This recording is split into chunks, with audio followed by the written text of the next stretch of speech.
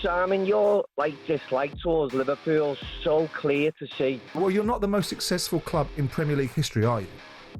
No, it's not. The Wales didn't begin in 19. You're trying to position me as having a disrespectful attitude towards Liverpool, and that's nonsense. You just want me to say what you want me to say. That's not how I operate. Another one of the persecution complex gang.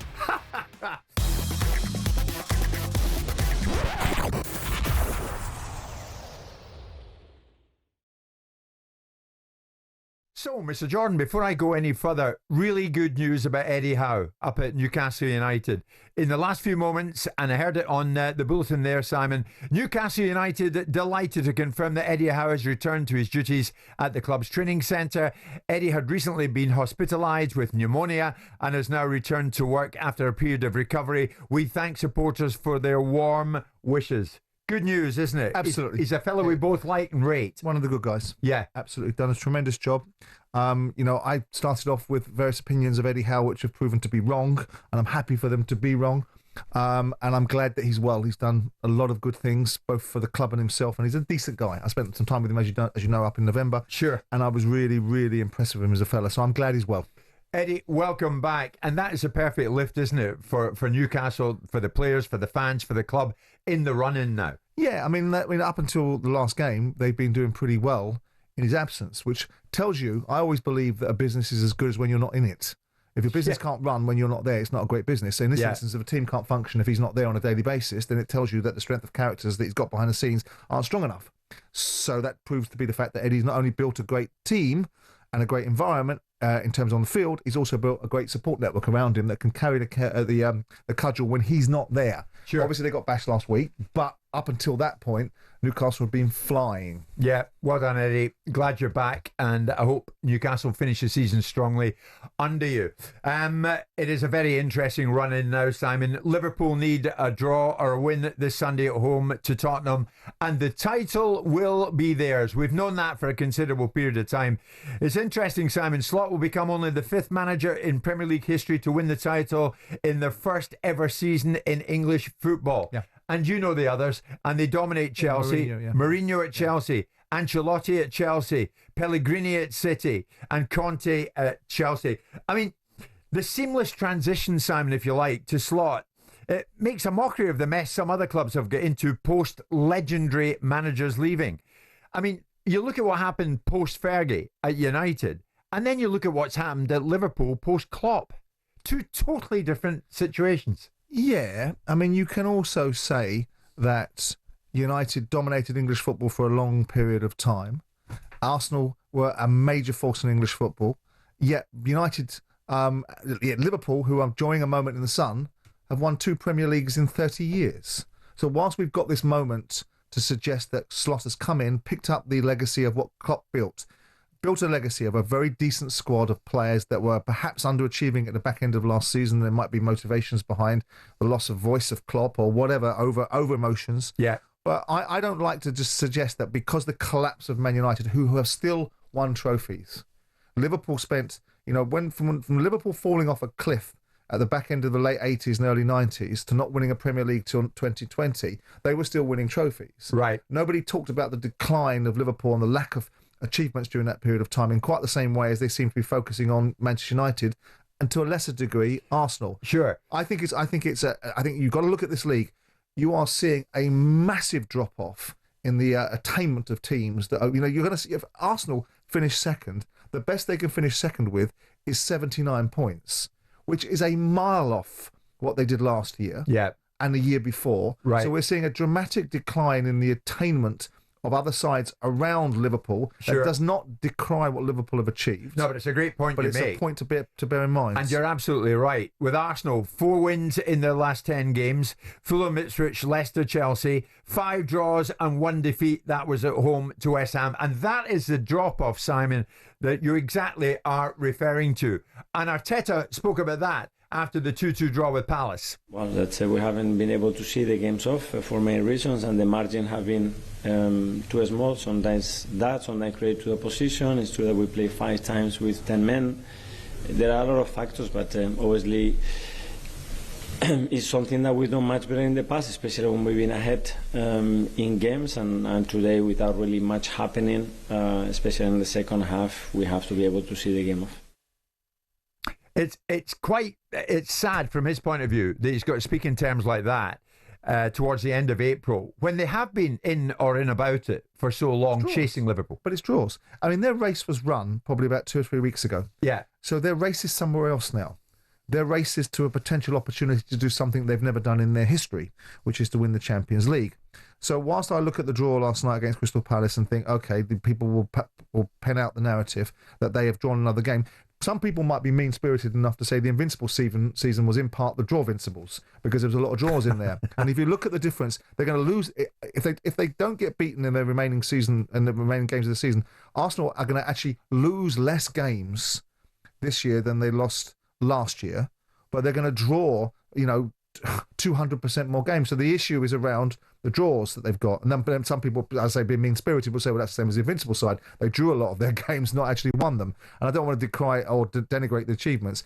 But I think the fact of the matter is that Arsenal have an opportunity to finish second in the Premier League with quite a low points total. And that tells you something about the Premier League. Yeah. But a real live opportunity to win the Champions League. Sure. And I think that will deflect any of the perceived criticism or weaknesses. They know where their challenges are. Yeah. They know what they didn't do. They know they should have supplemented their playing squad to give them the challenge, to give them the ability to overcome the outage of goals that might have been lost when they've got their mock striker Havertz out and Gabriel Jesus, who was their standing striker, getting injured straight afterwards. Listen, tell me this.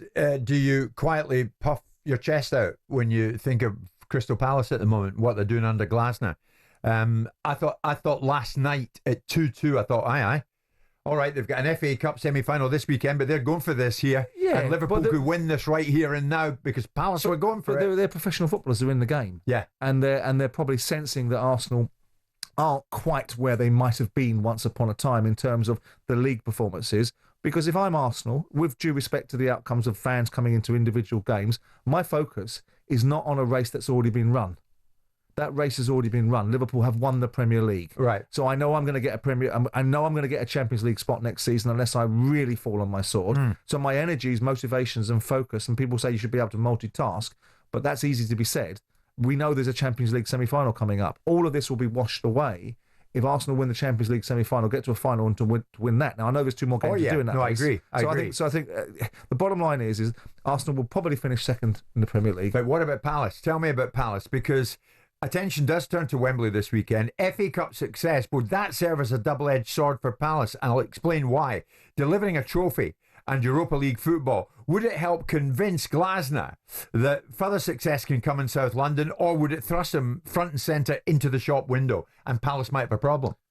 Well, probably a bit of both, doesn't it? I mean, it depends who's courting him. If we are to carry on the banging the jumble drums about who's going to land at Tottenham Hotspur, then the notion will be that Tottenham Hotspur will be a potential landing spot for Glasner. Yeah. First of all, it depends what contract Palace have got him under the first place. Second of all, it depends how he feels about Crystal Palace in terms of whether he feels he owes them. He's been there, just over a year.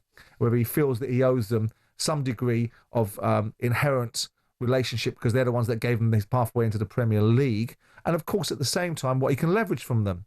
What he can say to Palace is, I've got a potential suitors over here, if he indeed has. What are you going to give me to maintain me wanting to be at this football club? Because I don't want to tread water. Right. Unless I'm going to get some backing, that's what we're going to do. Well, he's got another year in his contract. Right. So then, look, the bottom line is that I find it difficult to answer this question because I've tipped Aston Villa to win the FA Cup before they drew Crystal Palace. So if I can reverse out of that and say, well, because it's my team that I support, that I still think that Palace are going to win. I think Villa are going to win the FA Cup. Yeah. So it might all be a moot point as far as his currency is concerned. Yeah, sure. So, look, I think he's done a good job. I think he's a good coach. I think Palace did well to get him. Yeah. And they'll have to work the oracle potentially if they've got some more well-heeled suitors that bring their own challenges. It's not a gimme at Spurs. Yeah. I mean, all these managers will be looking from the sidelines going, look at these fans having a go at the manager now because they don't like Postecoglou. Look at these fans having a go at the owner. Look at the owner's track record.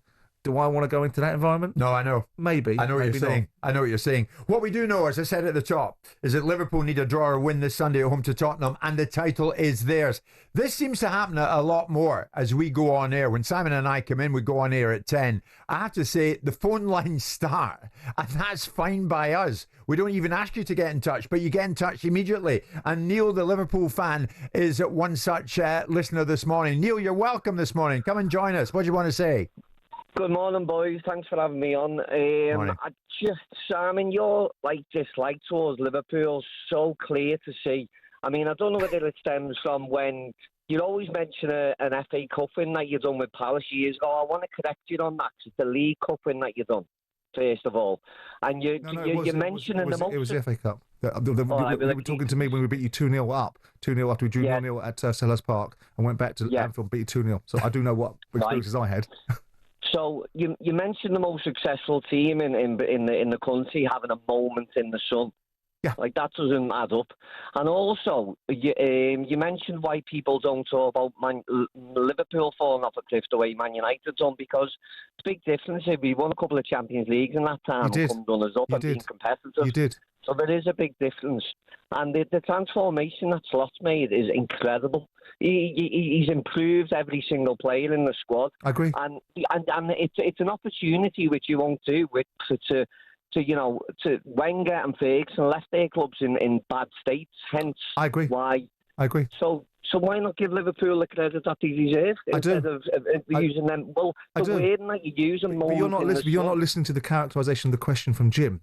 What he's asking me to do is denigrate the Manchester Uniteds and the Arsenals by praising the Liverpools, and what I'm doing is providing context to a conversation. I think what Liverpool have done, first of all, I think Liverpool is a remarkable football club. I've always admired them. I grew up actually celebrating Liverpool and being a massive fan of the players that played for them, like Keegan, like Highway, like Toshak, like all the players that played against Borussia Mönchengladbach in 1977. So I grew up as a student of that football club. But that doesn't mean I can't have an objective opinion. It's got nothing to do with disrespect towards Liverpool. I admire them, but I've got to give contextual answers. Well, we'll see, won't we? Because it is a moment in the sun. It's a very sunshiny world we live in, because we're the most successful club ever. So how's it a moment? Well, you're not the most successful club in Premier League history, are you? No, it's not. The Wales didn't begin in 1992, did it? Well, you're not the most successful club. I mean, there's two versions of football, isn't there? There's the real version of football. We are in Champions League history in England, so why don't we use that? Because we're talking about winning the Premier League. So if you want to go about whataboutery, we can talk about you being the most successful club in Champions League or European Cup history in English football, or we can talk about the Premier League, which was the framework for the discussion. You're trying to position me as having a disrespectful attitude towards Liverpool, and that's nonsense. You just want me to say what you want me to say. Listen, that's not how I operate. Neil, here's the thing. We welcome John, and I'm delighted you've come on. You win it on Sunday, right? You ready for it? Oh, hand it over, Manchester. That's all you're going to hear Sunday. Neil, thank you so much for joining us, mate. Neil, the Liverpool fan, getting to know you at 10:15 this morning. That was nice, wasn't it? Yes. A little early show jostling. Another one of the persecution complex gang. John, the Liverpool fan, Simon, at 10:22 this morning. I am sick of hearing people moaning about how this season has been less exciting due to the nature of this title race. The fact is, it is not Liverpool's responsibility to make the title race exciting for everyone else. That's right. It's their responsibility to win the title in any way possible. That's right. Which is what they've done. That's right. That's a great message. But I think he's right. But any right-minded person that wasn't trying to create a narrative would have subscribed to that view. Yeah. It's everybody else's job. I think it's been a brilliant season in lots of ways. You've got so many people competing. Okay, the points totals are less, and that tells you about something about the other teams. Doesn't tell you anything about Liverpool. Liverpool will win the league with 91 points. That is a significant total. But the other teams falling 10, 15, 16 points behind them, that's not Liverpool's responsibility, that's theirs. Yeah, but will we remember this season as the one that had no jeopardy? Top and bottom. Depends if you want to. Top and bottom. But I think there's been jeopardy in getting into the top six. I think there's been, you're absolutely right, there's been a formulated outcome for the bottom three. That's up to them. The fact that Southampton and Ipswich and Leicester have been, let's be honest, relatively poor is on them and their individual challenges of their clubs. Sure. We talked endlessly about the concertina effect of the mid-table clubs now pushing the envelope and making it more a challenging league, so I think that's a positive. Yeah. I think on the whole, it's been a pretty good season, and fair play to Liverpool. Yeah. Despite the idea that you have to give them endless amounts of praise, because if you don't, you're going to get some Wally phoning up saying you've been disrespectful. That's some Wally. Come on.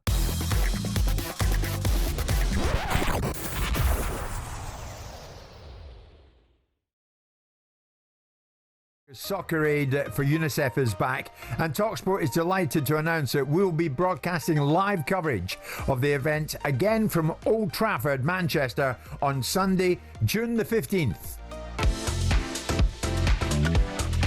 As the countdown begins for kick-off in Soccer Aid, Jermaine Defoe, lovely feet from him to bring it forward for England, and he slips it through to Stephen Bartlett from Dragon's Den, left-footed, and he sticks it in the back of the net. It's something that I enjoy. This is why I try to come back every year, because it's good to play against all the Premier League ballers that you watch throughout the years, you know what I mean? Lifting it over the top, here's Theo Walcott, who lifts the ball over Tony Bellew and into the back of the net. Stamford Bridge erupts. And this is what we can look forward to. Former heavyweight champion Tyson Fury, no less, will co-manage England alongside Wayne Rooney, with new faces this year, including Joe Hart, Steph Houghton, Tony Duggan, and Juventus and Italy legend Leonardo Bonucci, as well as returning stars Gary Neville, Paul Scholes, Jill Scott. One Direction star Louis Tomlinson is also back 8 years after his original appearance. That's not all. In a first for talkSPORT, we are announcing another legend into the Soccer Aid team, joining the rest of the world coaching team. This year is a man who won 5 Premier League titles, 3 FA Cups, and of course the historic treble in 1999. Manchester United legend Peter Schmeichel, and Peter joins us live this lunchtime. Peter, good afternoon. How are you? Good afternoon, Jim. I'm fine, thank you. How are you? Very well, thank you. Simon is alongside me. How do you feel being part of Soccer Aid? Hi, Simon. This is great, isn't it? Here's Simon. Hi, Peter. Nice to see you, mate. Yeah, what have you got yourself into? I'm really excited. I played in the first one at Old Trafford in 2006, and that's very close to the last time I ever played a game of football. And if I'm completely honest, I haven't really missed it that much. I'm not going to play this time, but I'm going to be involved, and it's got me excited. I have to say that. So I'm really looking forward to it. Terrific. I mean, it's star-studded to say the least of it. There's something special about this, Peter, when people like yourself and other stars like Bonucci, Tyson Fury, Rooney give up their time to be doing something like this. So this clearly is important to you. It is, and of course, when you get asked to be part of it, of course you want to be part. You want to help UNICEF in the fantastic work that they do, and Soccer Aid as a concept is a fantastic thing for. I'm just a name, Soccer Aid, so it's our sport helping out. It's a fantastic thing to be involved in, and I know people who's been have been watching these games for all of the 14 times it's happened before, and they say it's an absolutely fantastic day out. Great entertainment, and they feel that they take part in helping kids around the world. So it's all together. It's just a fantastic day, and everyone should be looking forward to it. Peter, well done for your involvement with it. Here's the thing, in the last hour we've been breaking a bit of news regarding your son Casper's former club Leicester City, and of course Casper, a Premier League winner with Leicester City. Leicester have announced that Jamie Vardy will leave the club after 13 seasons, 500 appearances. Vardy, I mean, a Leicester City legend, a Premier League legend, Peter. Yeah, everything comes to an end, and the season they've had. The statement he put out the other day was very, very strong worded, and it's probably exactly how he felt. It doesn't matter who you are. Every good thing comes to an end, and Jamie Vardy's time at Leicester has ended. And I just heard there that you were saying that he might go to America, which is kind of like a natural thing for him to do. So I'm not really that surprised. I think there are a couple of people at that football club that need to take a very, very long look at themselves. I'm not particularly talking about playing staff here, but a long look, because from where they were to where they are now, that is not great. So maybe there'll be more announcements in the days, weeks, months to come. That's interesting, Peter. I mean, Leicester's fall from grace. It's sad to see where they've plummeted to. Isn't it? Yeah, I mean, ultimately, they were cheap. Yeah, here's Simon, Peter. Peter will speak to, obviously, his son played in the 2016 winning team. Yeah, so of course. When you see that kind of achievement and you see them getting relegated, I mean, Leicester prior to that were candidates for this. And you have to remember, I don't know who Peter's alluding to or referring to, they need to have a look at themselves. But I'm assuming it must be somewhere in around the ownership scenario. Yeah. Look, I mean, Leicester have done remarkable things. But prior to those achievements, they were a peripheral club that was struggling to compete in the Elite League. And the previous season where they won the league, Nigel Pearson's achievements with that side, keeping them in the division, were quite remarkable. So look, it's not nice to see. I know I wished it upon them to some extent, because I think they managed to game the system legally by going around last year's rulings from the EFL and the Premier League. But they'll be back, I suspect. I think so, and I think you're referring to the boardroom probably, Peter, that they've got to come up with some answers as to the future direction of the football club. Yeah, I mean, obviously not going to name any names, but it's just when you got something really, really good going on, and you are on the up, and everything you do is actually, pointing in the right direction. The sheer fact, the number of managers they've had, it's too much. If you want to have consistency, and Simon can speak to this, of course, you got to have. You got to have stable people in there, people who work on developing and progressing, and you bring players in. It takes time for young players, to gel into a football team.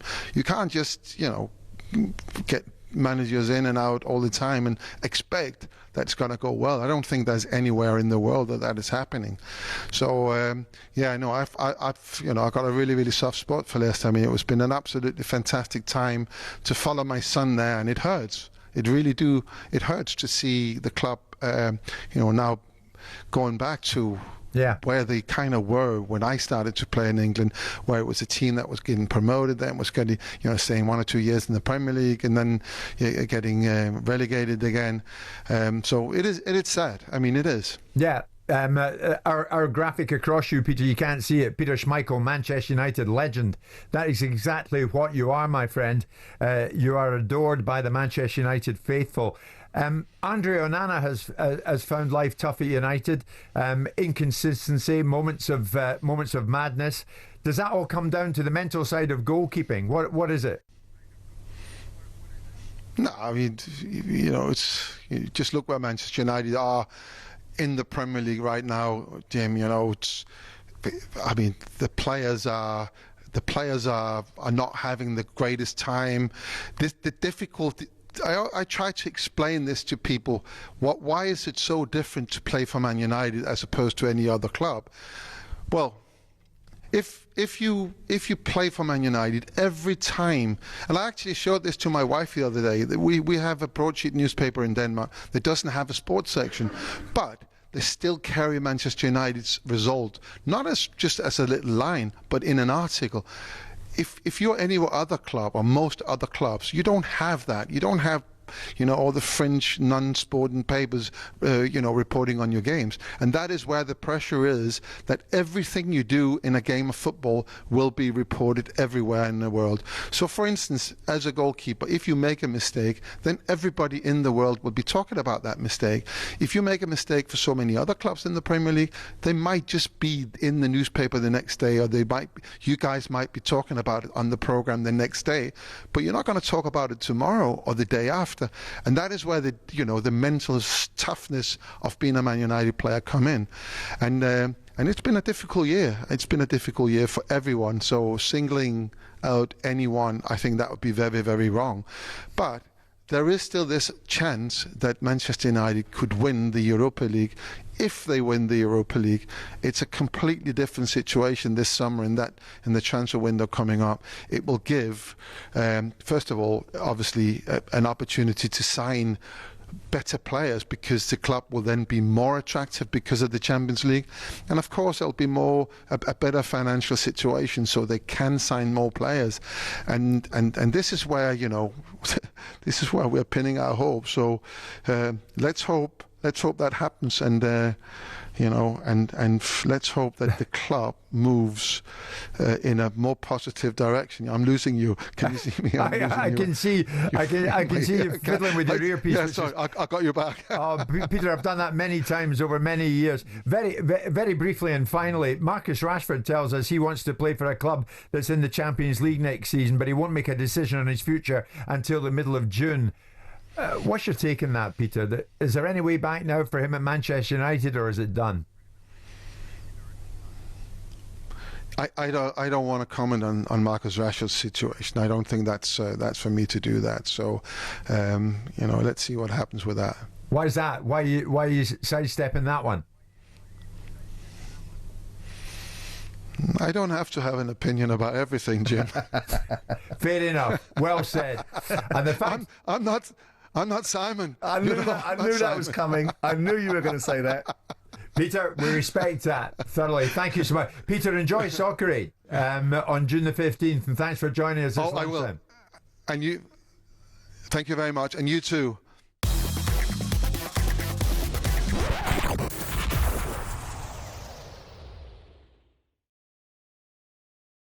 It's fight week. Of course it is. It's Chris Eubank Jr.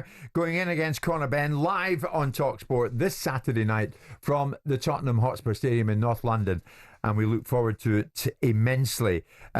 Spencer, you've been in the thick of it all week, and we're only at Thursday. There's a lot more to come, plus a weigh-in, of course. What's your takeaway so far? I think it all kicks off from today, if I'm totally honest. Like, the emotions will run high from today. I think reality's kicked in. The boys are getting closer. They're getting tighter at the weight. The weighing, obviously, tomorrow. And so, when they're hungry, they get a little bit edgy. It's all been very calm up till now. I'm going to be totally honest. I think they've been quite calmer towards each other, but I'm expecting fireworks really from today. Okay. Simon, alongside me here, we know that the press conference for the two fighters is this evening at 6 o'clock. Ben Shalom is with us, promoter, of course, of Chris Eubank Jr., and Ben joins us live. Ben, good morning, what's left of it. What should we expect this evening when the two fighters get together for the press conference? Is it more fun and games? To be honest, it's been more tense this week. I think the press conferences at the start of the camp, people aren't making weight. The fight's not upon us, but it's definitely tense this week. I think Conor, for me, has realised the magnitude of this event. I think Chris, this is second nature to him. The big pay-per-view events, the big arenas, the big stadiums, but he's making weight, and it's not easy. It's not easy at later on in your career, and that's the advantage that Conor has. But Chris is in phenomenal shape. He's had a fantastic camp. But yeah, I expect a tense affair today, to be honest. I think there's a lot on the line. The careers are on the line. The legacy is on the line. The pride is on the line. And I think the reality is setting in that in 2 days' time, they're going to be facing off in front of 65,000 people at Tottenham Hotspur.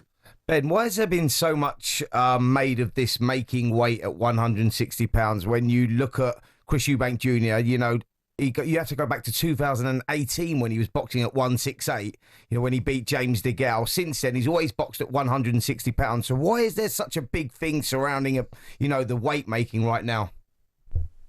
Look, he's never boxed at a lesser weight than 160. I think as you get older, and as you'll know, it gets harder and harder and harder. And he has tried to remain at 160, of course, knowing that a lot of the big fights for him are in the middleweight division. But it doesn't make it any easier, and particularly when you have a rehydration clause as well. But as I say, I've worked with Chris for a fair few fights now. He's always professional. He'll always make the weight. He'll always do it. But is it easy? Absolutely not. And that's the advantage I think Conor Benn has. But yeah, Chris is ready. Weigh in tomorrow, and then the fight's on. Ben, I'm going to let Simon come in a second. Since we have you live, I'll ask you live. Is there a definitive rematch clause no matter what the outcome is on Saturday night? Absolutely. It's a 2-fight deal. that's what both fighters have agreed. The next one, I believe, will be in October time. But look, for us, Chris is going to do the job twice. I think those first 3 rounds, we're well aware. I mean, people can say what they want, but we're well aware the younger, explosive Conor Benn is going to stick it on him. And it's whether he meets fire with fire. And that's what we think will happen. So comes through this fight, and then there will be a second one in October. So, Simon, you're not having it now, and you might not have to have it again in October. Old rope sells, isn't it? I mean, I'm sure the Saudis would be delighted to take the second fight.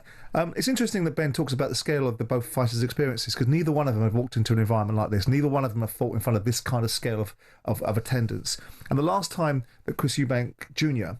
fought in an environment of the kind of scale that we're talking about, which was at the Manchester Arena, or not the last time Prime Friday, he got knocked out by Liam Smith. I'm interested to see what the dynamic is, where he now positions himself, because when he walked into that arena, he was the villain. I think the dynamics have changed. He's paid for undercards, and in terms of the first fight with Conor Benn that was put off for obvious reasons, the dynamics around Chris have changed. So he'll be walking into an environment where he's going to be better received than the environment he walked into when he got knocked out by Liam Smith, which was a big atmosphere. Yeah, totally agree with that. So from that point of view, you think he'd be the more popular winner? Well, I think he'll be the more popular, more received, more popular when he walks into the ring. If he puts on a great performance, he'll be a popular winner. If he doesn't, he won't. Yeah, but definitely, I think the roles have totally reversed. He's always played that pantomime villain like his dad did many years ago. And I think that, he's going to go into this one and the crowds are actually going to be on his side. And it'll be interesting to see how he deals with that. But, he's one of those guys that copes with all that sort of stuff. I think he feeds off all that sort of stuff. He's very calm, very reserved in his approach. And, I think that will go down well with Chris. He's box office. Irrespective of what I think of the fight, Chris Eubank Jr. in press conferences is box office. So, Ben, of all the fights you've been involved in, will this be your biggest night yet as a promoter? Look, I think so. I was just going to say around that, I think it is going to be the Chris Eubank Jr. procession. I think the whole of British boxing wants Chris Eubank Jr. to win. I think the whole of Britain wants Chris Eubank Jr. to win. I think the history of this fight, what happened the first time, the failed drugs test, I think it'll be a disaster if Conor Benn wins on Saturday night. I genuinely believe that's how people feel. As you said, he's used to being the villain, but on Saturday he'll very much be the crowd's favourite. Ben, I was going to jump in. When you signed Chris Eubank Jr., Ben, was it with the promise of, I will get you a legacy fight such as this, or the promise of, I will get you a world title fight? Simply, I will make you the most amount of money out of anyone else, and that's why we did the deal. That's what Chris Eubank Jr. Wants to get from his career. He wants to be involved in the biggest fights, of course. He wants to have the legacy, but ultimately, it's about delivering the biggest money fights, making sure we negotiate the best purses for him, making sure that we put him in the best position possible. And to be honest, he's going into Saturday night, the crowd's favourite, British boxing's favourite, against Conor Benn. And what a night it will be. So, look, is it the biggest event size-wise? I've never seen anything like it. I mean, in boxing, everything feels big to me. I said it yesterday, it always feels big. But it's only when you walk outside of boxing and people are talking to you about this fight, everyone stops you on the street about Eubank Benn. It really has taken the country by storm. Whether Simon likes it or not, I have seen this is going to cross over in every corner of the country. So in terms of British bouts, Ben, will this be the biggest ever in terms of interest, tickets and pay-per-view? The biggest ever. The market's changed. There's piracy now. There's the digital world. But I think numbers-wise, interest-wise, it's going to be right up there. I think it can be bigger than Frochgroves. I think it's definitely the biggest fight for me outside of the heavyweight division that there's been in recent memory. It's going to be right up there. I mean, Simon, when you hear that, and yet you still say, no, it's not for me. Yeah, that's fine. Different strokes for different folks, isn't it? I mean, I look at the whole fight and I look at the whole scale of it. I think it's laughable that a welterweight's going in with a middleweight and a welterweight that's not even established in his own division, and that we're making such a hullabaloo about it. And we're making such a hullabaloo about it because of their fathers. And then you've got their fathers and their narratives, and these two fighters are not in the same league as their fathers. And if people want to buy it, fantastic, I get it. People want to watch Jake Paul, fantastic, I get it. I don't have to. Simon, all people want to see It's a fight with jeopardy, a 50-50 fight between two guys. This is a money fight. The whole framework of this fight is that you guys, well done you, have leveraged the name Ben and Eubank and turned it into money. I don't believe that. I think maybe the first time. Let's hope it's not a farce, Ben. You won't be getting your rematch. We will be getting the rematch. If it's a farce, you won't be getting a rematch. How can it be a farce? Well, we'll see, won't we? We'll see, won't we? The first 3, 4, 5 rounds of this fight will be the best rounds that you're ever likely to see in a British boxing ring. Well, we'll see. Ben Shalom, Chief Executive Boxer. Then, of course, Chris Eubank Jr., promoter. Thank you so much for joining us.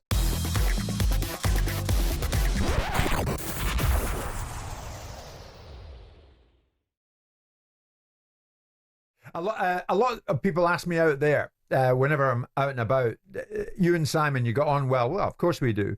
Does Simon know what you're going to put to him? And on some occasions he does, and some occasions he doesn't. On this occasion he doesn't know this. So here's a message, and I'm going to put it to you. Morning, Jim. The Sheffield grapevine is buzzing with chat that Simon Jordan is leading a consortium to buy Sheffield Wednesday. Can Simon confirm this or otherwise? And then we'll be able to put this rumour to bed. That's from Pete and Kenny, or Pete Kenny might well be, in Sheffield. So Pete, thanks for that. You didn't know this is coming. Are you?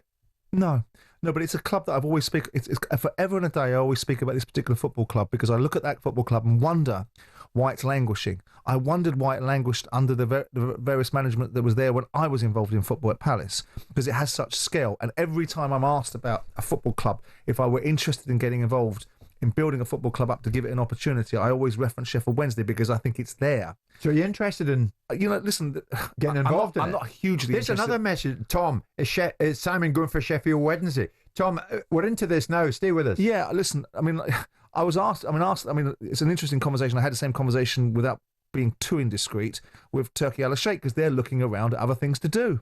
What? And whilst I would prefer English clubs to be owned by English people because I've got a great pride in my own country, that ship has sailed, that horse has bolted.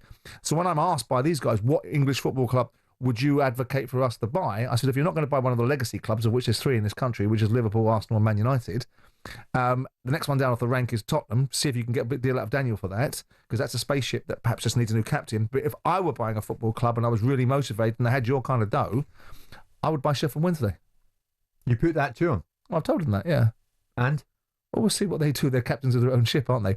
Be careful what you wish for. We've already got enough foreign investment in our football clubs, but if this is the direction of travel, that's the way I would go, because I think there's a huge... Yeah, Leeds... Why Sheffield Wednesday? Because it's got scale. It's a big football club. There's a reason why Hillsborough was used forever and a day up until a point as the stadium that FA Cup semi-finals were played at. I know there was tragedies there, but I've been to that club. I've watched it. I've seen the fan base.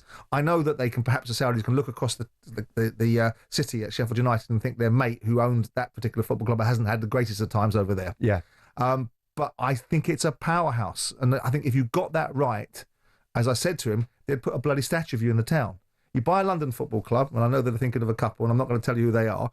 You've got a whole raft of challenges. You buy a powerhouse like Sheffield Wednesday that's in Yorkshire, not just Sheffield, whatever you think of that area, but Sheffield Wednesday inside Yorkshire as a football club that could be garnered and pushed forward. No disrespect to Chansiri, but for somehow or another, he's managed to steal defeat from the jaws of victory with this powerhouse of a football club. Yeah. Yeah. And I used to think sometimes when you went in their boardroom and they had strange policies that you weren't allowed to bring this person in, there was no women in the boardroom and all that sort of stuff, and some people might advocate for that. I don't. I think good people should be wherever they need to be. But there was an antiquated feel about it at times. But that is a powerhouse of a football club that if you got hold of it and got people in that knew what they were doing with every aspect of it, from the way that you communicate to the fans, to the way you develop your development policies, to the energy you can put behind it, you could get that club really going. Can you give us an inkling of the reaction you got from Turkey Al Sheikh? Listen, they are very bright people. They're not just bright people because they've got a few quid. They work things out. What they're doing is kicking the tyres, asking people questions, getting everyone around them, whether it's me or Frank Warren or Eddie Hearn and Frank and Eddie are lining their pockets. I'm not doing that because that's not my game. And maybe I'll develop relationships and maybe I won't. But what they're doing is they're getting everybody in, probably playing everyone against the middle, trying to find the information out and see who they can manipulate. Okay. That's what people with great wealth, with great persuasion tend to do. It's not absolutely pie in the sky to think the big money people who you've been speaking to might just have a glance at It's a great football club. Right. You know, and if I were to get back, I mean, I don't have any burning ambition. I didn't have that much fun first time round with a football club that I loved. So I don't have any burning ambition. But what I do have is a huge amount of knowledge of both failure and success. And if you know both of those contenders, you can avoid and steer towards one and avoid the other. Yeah. If you were to go back in, Simon, it would be in a joint effort capacity, wouldn't it? You wouldn't go back in your own. No, I've done that. You know, I don't have I'm okay, but I don't have the economic wealth to be able to own football clubs the way that I would want to own them the way I once did before. You're okay, mate. I'm okay. Yeah, I'm okay. But I also, I look at it and think it is a thankless task. I'm in the middle of writing a chapter in my book about the 5 stages of being a chairman, and it's quite dark about how you go from optimism to depression in a very short space of time, with indignation in the middle. But listen, the sport is a great sport. Otherwise, I wouldn't be sitting on radio stations talking about it. No, sure. Because it's got such fascination and such intrigue. But I just think clubs like Sheffield Wednesday are a success waiting to happen if they get the right people with the right determination. Okay. And the right dough. Okay, Pete, you heard it there from the man himself. Yeah, Sheffield Wednesday. Maybe, who knows? We'll keep across that.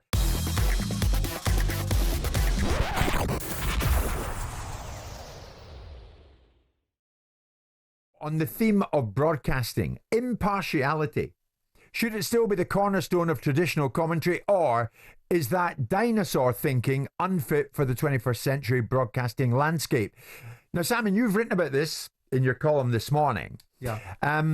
And you do say nowadays we have commentators invested in the game and showing some degree of emotion. It appears we don't want that either. I'm referring to the criticism aimed at Rio Ferdinand and Robbie Savage for their very excitable reaction, well, just a bit, conveniently captured by a commentator's cam, to Manchester United's comeback win in Europe the other night when they came back, and it was an incredible outcome against Lyon. Of course, we were all on the edge of our seats, but it seems that Rio Ferdinand and Robbie Savage were on the edge of the seats. Yeah. We're off their seats. We're all over their seats. I mean, what I qualified it by saying is we're often told in today's society that feelings can trump facts. Yeah. And that's those very feelings are so very important and defining.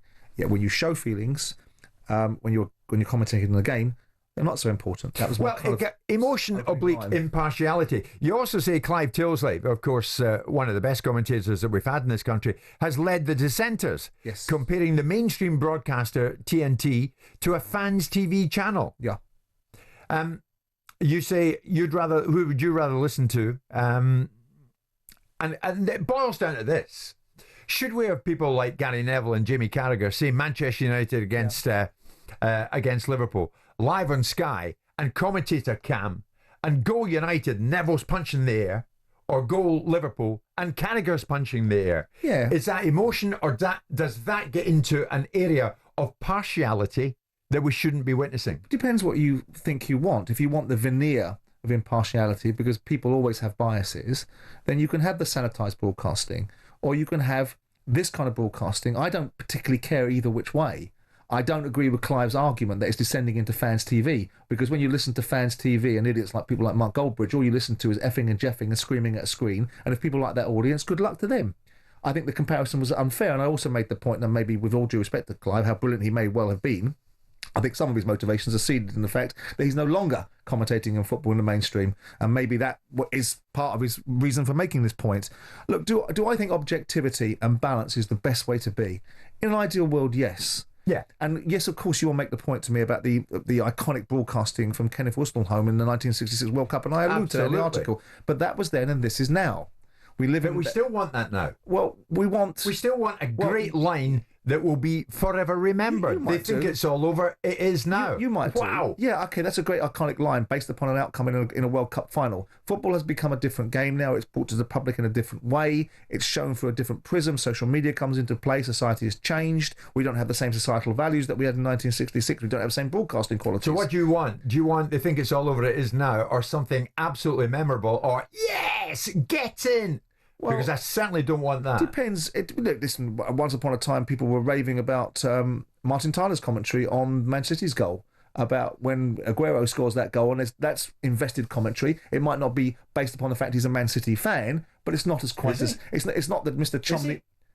Well, I'm not saying he's a Man City fan. I'm saying it's not based upon he's a Man City fan, but notwithstanding it, it's still a highly charged, emotive observation. You know, do we want Mr. Chumley Warner commenting on football now? We That's don't what want happened that. in 1966. I agree with you. We don't want that. So I look at it and say, I'm not offended by it. I wasn't offended as I use the example, when Harry Carpenter screamed out when Frank Winnow chinned Mike Tyson, "Go on, Frank, get in there."